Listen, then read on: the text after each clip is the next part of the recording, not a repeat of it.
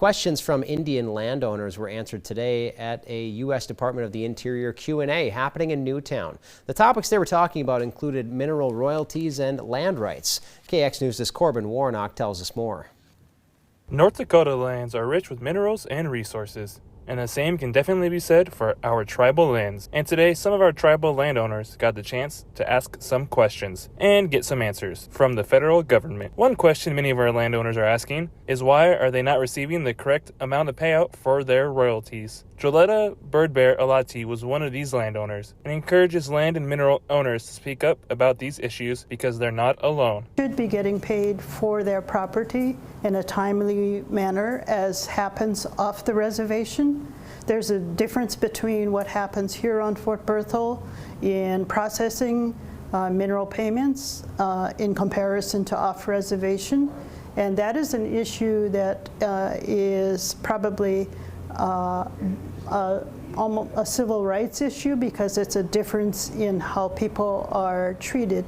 The Office of Natural Resources works with the Bureau of Indian Affairs, which approves and issues Indian leases, facilitates the leasing process, and ensures minimum requirements are met for tribal land and everything being produced on them. But overseeing the landowners is not always helping, especially when it comes to actually receiving the royalty payment. Marcus Wells, owner of Marcus Wells LLC, is representing mineral owners to make sure they get the payment they earned, and not adjusted payments, which are often way less than originally agreed upon. But they should just report what that person is getting paid for, whether it be for sweet oil or gas or there's another column they get paid for that's kind of residuals, they call it.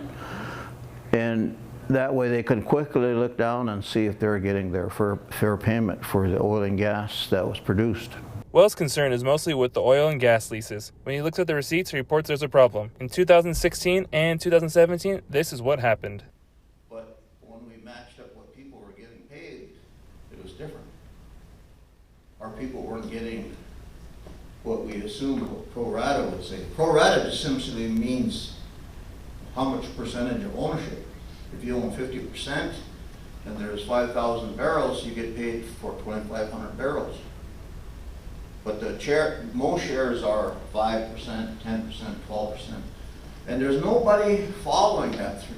Wells said that he used to work with the Bureau of Indian Affairs in 2004. There were a good amount of workers then, but now there is hardly anyone working or anyone available to help. There is not enough workforce to help papers move quicker for owners to get their royalties sooner. Wells is working hard to receive the money that the tribes and individual mineral owners have not received from oil production our wells have already seen. Reporting for KX News, I am Corbin Warnock.